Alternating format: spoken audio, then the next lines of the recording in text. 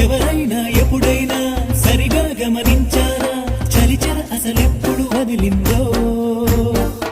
అణువణువు మురిసేలా చిగురాసలు మెరిసేలా తొలిసెగుణం ఎప్పుడు ఎదురైందో